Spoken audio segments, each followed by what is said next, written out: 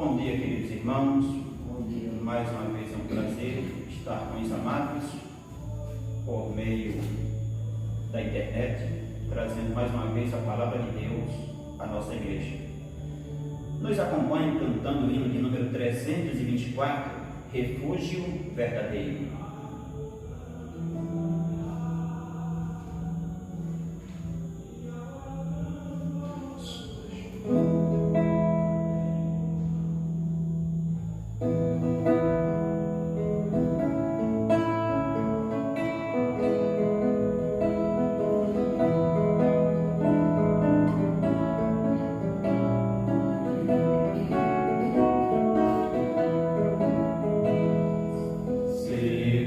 Estou, não tenho temor do mal, sim guardado pela fé em meu Jesus.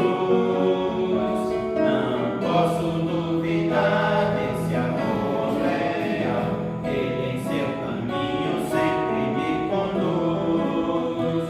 Não me deixará, mas me abrigará do pecado, vil me vem livrar.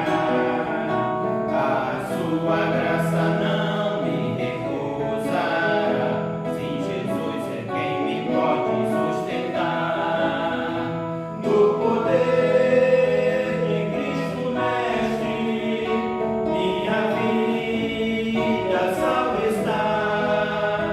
Do perigo que cercá-la, Ele poderá livrá-la. Seu poder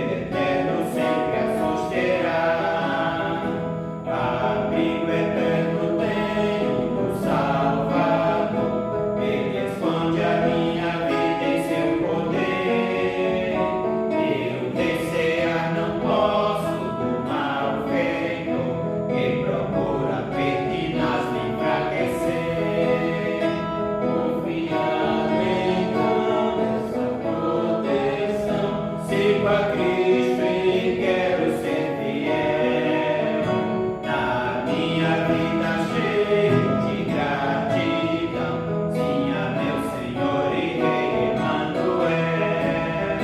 No poder de Cristo Mestre, minha vida salva está.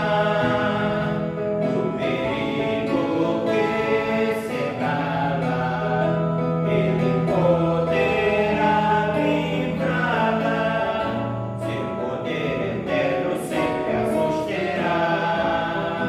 Perigo algum me pode causar temor, pois meu Salvador não me abandonará.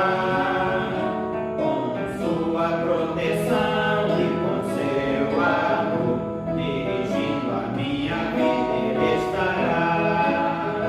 Nunca o deixarei, mas fiel serei, sempre firme e cheio de fervor. A Cristo Redentor, meu Senhor e Rei, eu me entregarei firmado em seu amor. No poder de Cristo Mestre, minha vida salva está.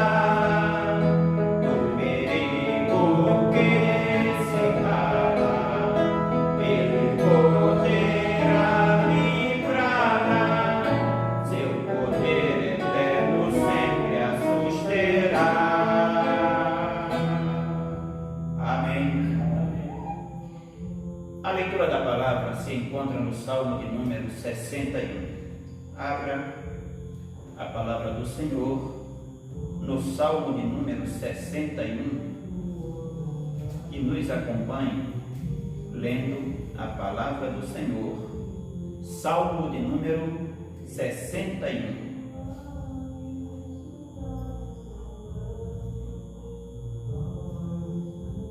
Salmo de número 61, diz assim a palavra do Senhor: Ouve, ó Deus, a minha súplica, atende a minha oração.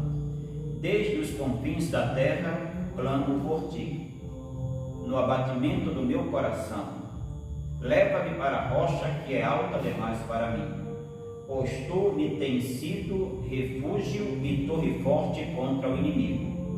Assista eu no teu tabernáculo para sempre, no esconderijo das tuas asas eu me abrigo. Pois ouviste, ó Deus, os meus votos, e me deste a herança dos que temem o teu nome.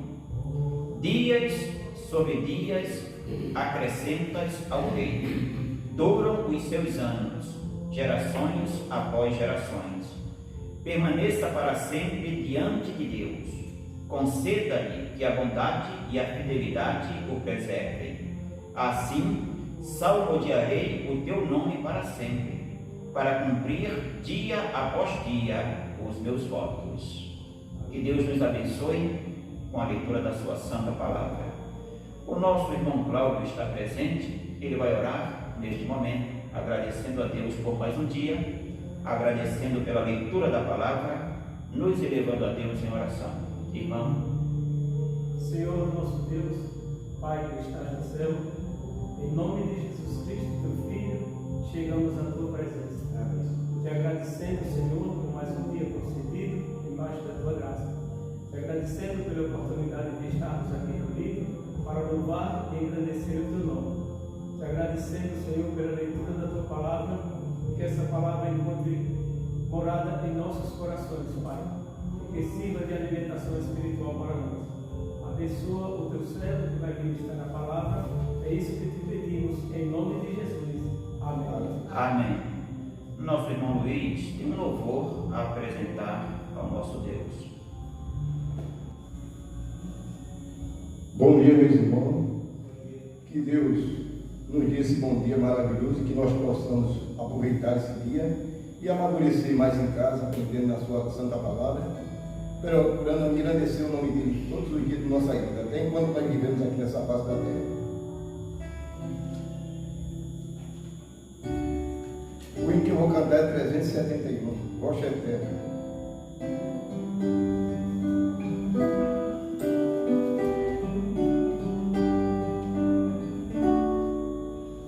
Rocha eterna, foi na cruz que morreste tu, Jesus. Vem de ti o sangue tal que me limpa todo o mal, traz as bênçãos do perdão, gozo, paz e salvação. Nem trabalho, nem pena pode o pecado salvar. Só tu podes, bom Jesus, dar-me vida, paz e luz.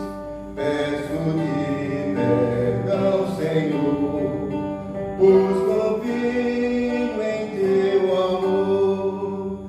Eis que vem a morte atrás desta vida tão fugaz. Quando eu ao meu laço vi e teu rosto em glória vi, rocha eterna, que prazer eu terei em ti viver. Que o nosso Senhor Jesus Cristo nos ajude e nos abençoe.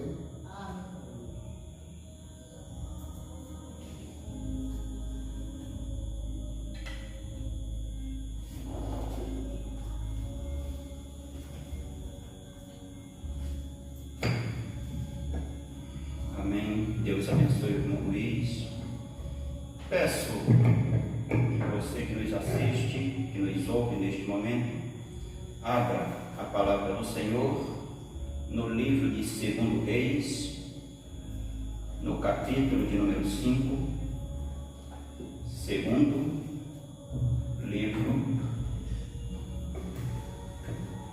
dos Reis, capítulo de número 5, alguns versos da nossa lição desta manhã. 2 Reis, capítulo de número 5.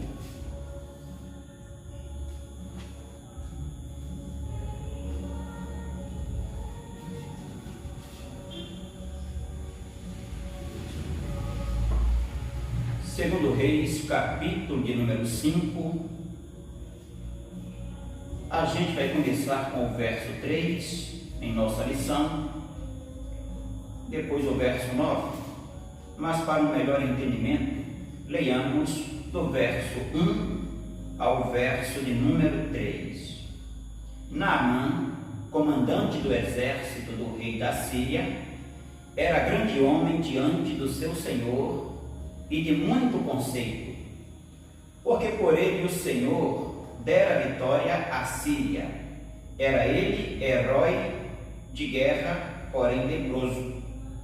Saíram tropas da Síria e da terra de Israel, levaram cativa uma menina que ficou ao serviço da mulher de Naamã. Disse ela à sua senhora: tomara o meu senhor estivesse diante do profeta que está em Samaria, ele o restauraria da sua lepra. Vamos orar ao nosso Deus. Bondoso Deus, abençoa e aplica a Tua palavra às nossas vidas. Que vivamos pela Tua palavra, Pai, tendo-a como regra de fé e prática para as nossas vidas.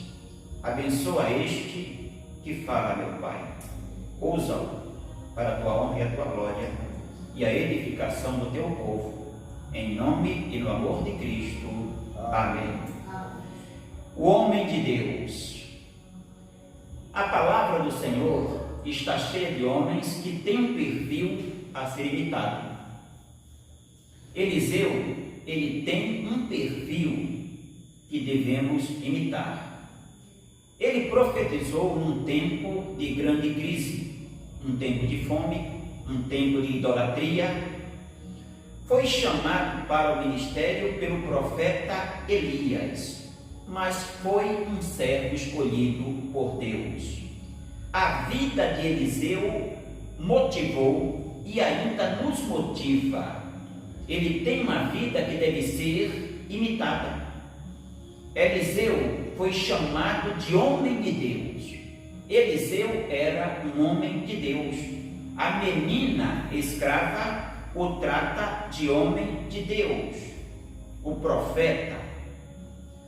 Em 2 Reis, capítulo 4, temos ali, mais ou menos, de 9 ou mais vezes, Eliseu sendo chamado de homem de Deus. Que lições, irmãos, nos oferece este texto, as passagens que vamos ver sobre Eliseu, o homem de Deus? Quando nós lemos o verso de número 3, nós temos a primeira lição a ser tirada sobre o homem de Deus. Disse ela à sua senhora: tomara o meu senhor estivesse diante do profeta que está em Samaria, ele o restauraria da sua lepra. Então, o homem de Deus, conforme este verso, é alguém reconhecido, é alguém indicado. É alguém reconhecido e indicado como um homem capaz. A menina conhecia Eliseu, sabia quem Eliseu era, profeta do Senhor, sabia da capacidade de Eliseu de fazer milagres concebidos por Deus. Ela mantém a sua fé, apesar da distância da sua terra, apesar da solidão, embora estando num país distante. Ela demonstra confiar em Deus e no seu poder, e estava certa de que Deus poderia usar o profeta Eliseu. O homem de Deus tem o testemunho dos de fora.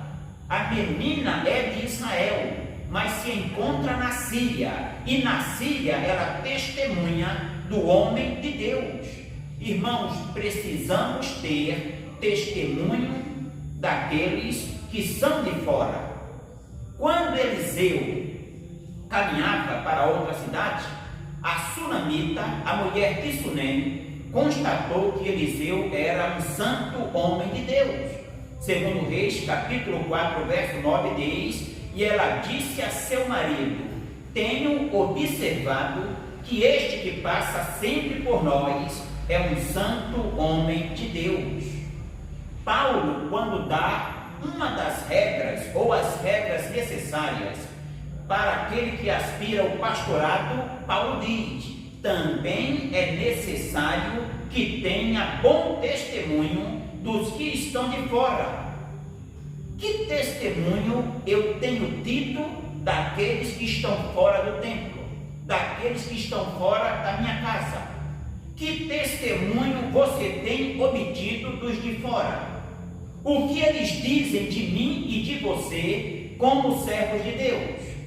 Alguns não têm bom testemunho dentro. Imaginem como será lá fora.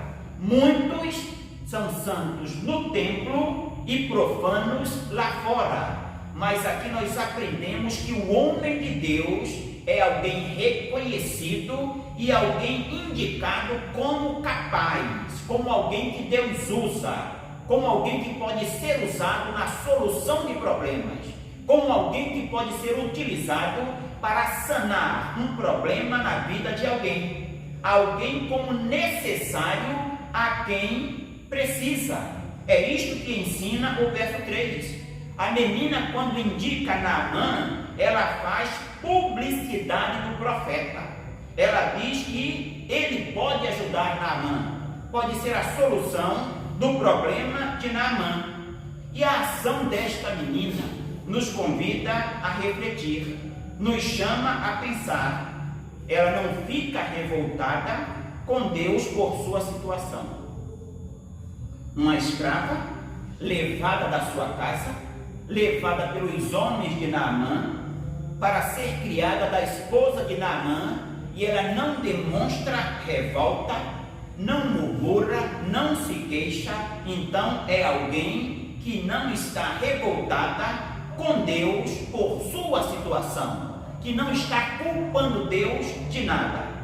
Ela tinha motivos para odiar Naamã, ela tinha motivo para odiar todos da casa de Naamã, mas quando percebe a necessidade de Naamã, quando vê a necessidade do seu Senhor, provavelmente quando observa a tristeza da sua esposa, a tristeza na casa de Naamã por causa do problema que afeta a vida de Naamã, que afeta aquela família, ela não hesitou em falar para a sua senhora quem poderia ajudar Naamã.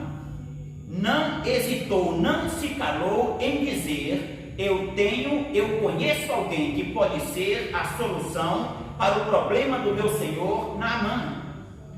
Soube perdoar, superar a mágoa e quis ajudar de verdade.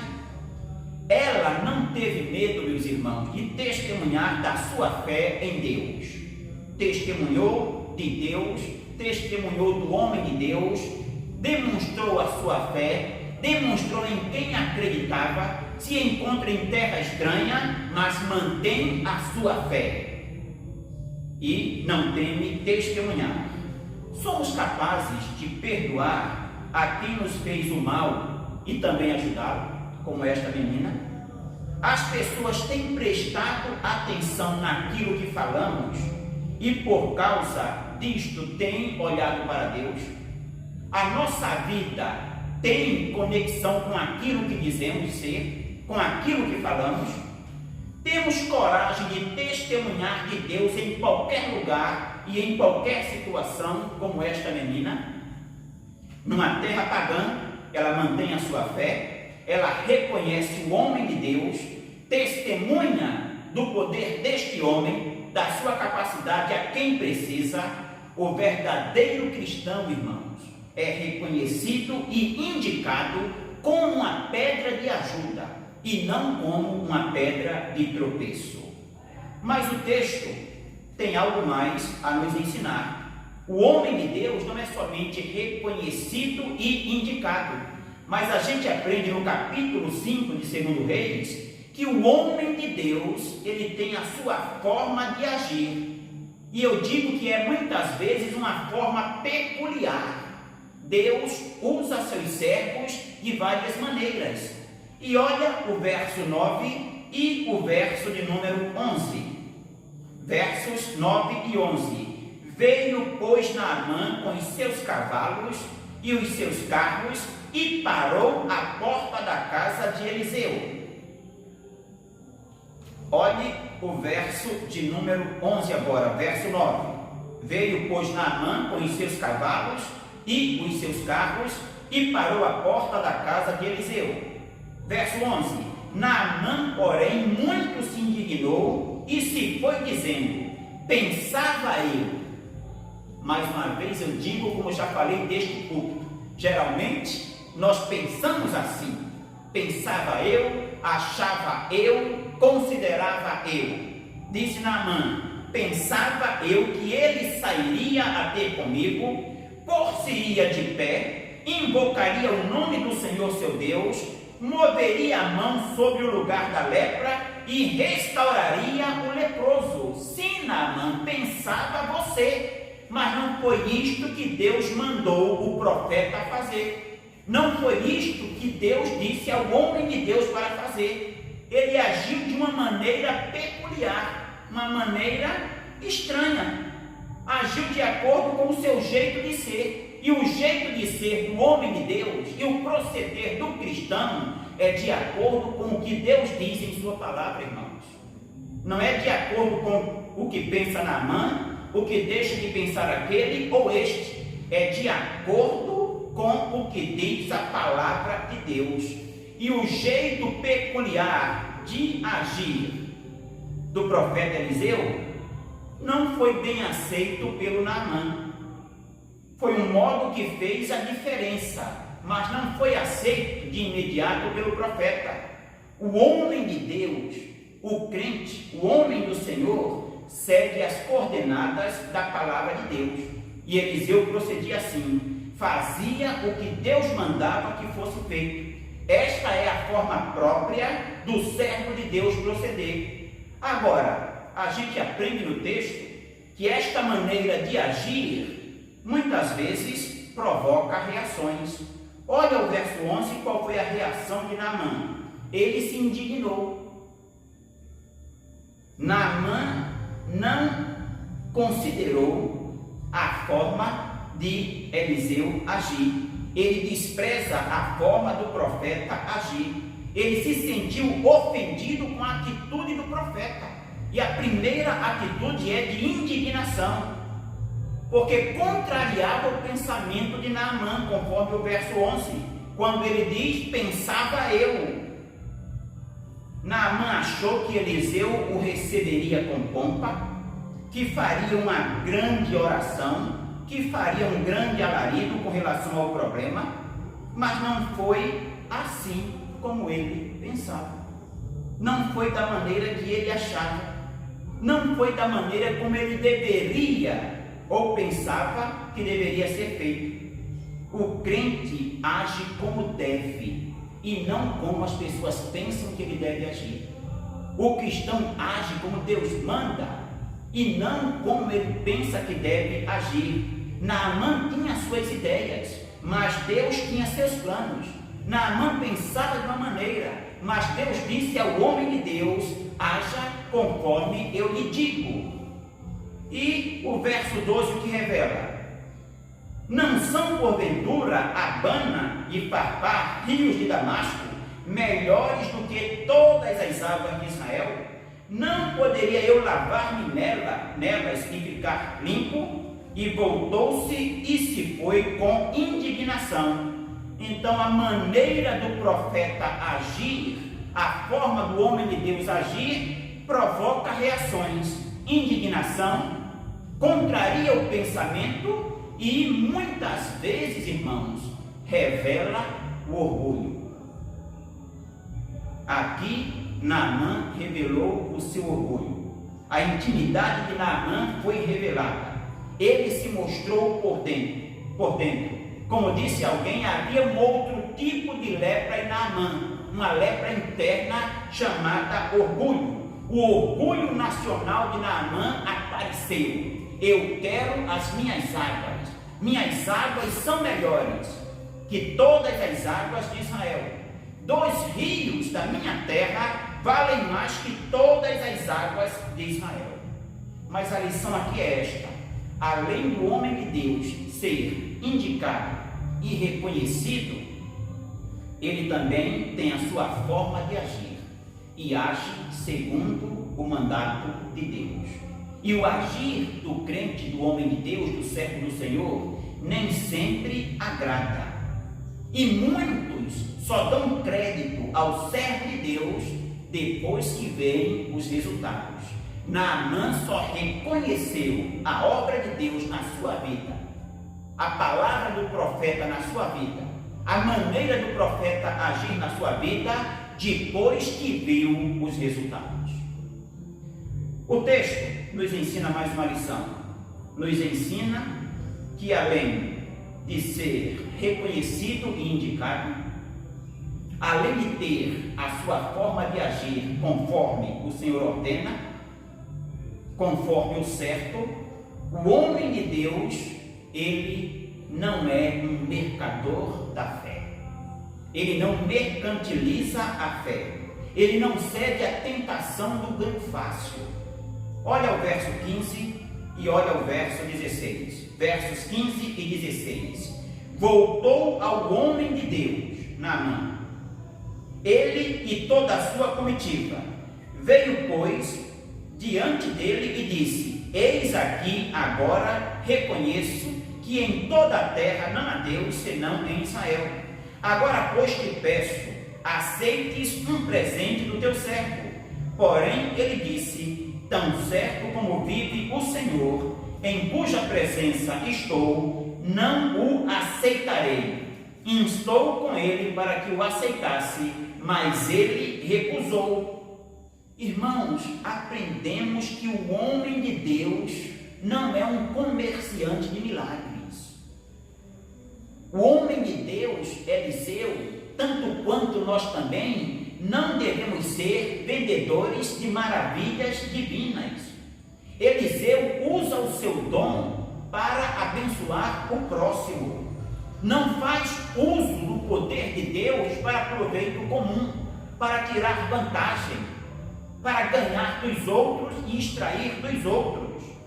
Eliseu se torna um meio de graça, de bênção para o próximo. Assim deve ser todo filho de Deus, um meio de bênção e de graça para o próximo. E Eliseu não cai na tentação do ganho fácil. O texto mostra que ele está determinado e não vai receber nada de Naamã. O verso 16 encerra-se assim: mas ele recusou. Naamã estava insistindo: receba o presente, receba estes bens, eu trouxe para você. E era muita coisa, era muito bem material, mas o profeta categoricamente, decididamente recusa aceitar. O homem de Deus poderia dizer, Eliseu poderia falar: eu não vou pedir nada, mas se ele me oferecer, eu aceito. Mas nem assim Eliseu pensou. Quando o presente lhe é oferecido, ele rejeita o dom e a graça que ele recebeu. Ele concede de graça ao próximo. Não é um mercador da fé, não trabalha em causa própria, usa o dom de Deus para abençoar vidas, recebeu de graça de Deus, concede este dom de graça também. Jesus Cristo disse aos seus apóstolos: curai os enfermos, ressuscitai os mortos, limpai os leprosos, expulsai os demônios, de graça recebestes, de graça dai. Bem diferente de hoje, não é? Bem diferente de muitas escolas evangélicas que a gente conhece por aí, ou chamadas evangélicas. Bem diferente de muitos evangelhos pregados por aí por apóstolos, bispos, profetas e pastores de hoje. Eliseu não faz campanha para levantar finanças para o seu ministério. Eliseu tinha um seminário de profetas, capítulo 4 de 2 Reis. Tinha uma escola, o tempo era difícil, o tempo era de fome, mas ele não fez uso do dom de Deus e nem da dificuldade para cair na tentação do ganho fácil, para extrair dinheiro das pessoas. abraçou o ministério sem olhar para trás, confiava na graça e providência de Deus, tinha discernimento espiritual. É o que nós precisamos também, discernimento espiritual de acordo com a palavra de Deus. Eu não estou falando aqui que Eliseu não merecia o seu sustento, digno é o trabalhador do seu salário, que Eliseu não precisava de pão, ele recebeu ofertas. No capítulo 4 trazem 100 pães, e ele tanto utiliza como também distribui. Mas o que eu estou pregando aqui é cuidado para não cair na tentação do ganho fácil. E Eliseu não caiu. Geazi vai cair, e nós sabemos o resultado. Assim, a gente aprende que, como homem de Deus, Eliseu tem um perfil que devemos imitar. Eliseu é um homem que devemos imitar. É um crente que deve ser copiado. Andou com Elias, recebeu porção dobrada do seu espírito, era santo em seu proceder, as pessoas notavam que era um santo homem de Deus. Eliseu, como disse alguém, começou bem e terminou bem. Esta é a minha palavra, a amada igreja, nesta manhã. Que Deus abençoe a cada um e Deus nos guarde pelo seu poder. Vamos orar. Obrigado, meu Pai, por este momento com a tua igreja, mesmo à distância. Não podemos nos ajuntar no templo, mas estamos juntos na mesma fé, no mesmo Espírito, tendo o mesmo Deus e tendo a mesma palavra. Nos ajuda para que sejamos e demonstremos, acima de tudo, que somos homens de Deus, servos que andam de acordo com a tua santa palavra, servos que têm um proceder no templo, no lar e neste mundo, que mostra, meu Pai, este procedimento, que somos servos do Senhor. No amor de Cristo nós pedimos e nós oramos. Amém. Deus abençoe a todos. Seja minha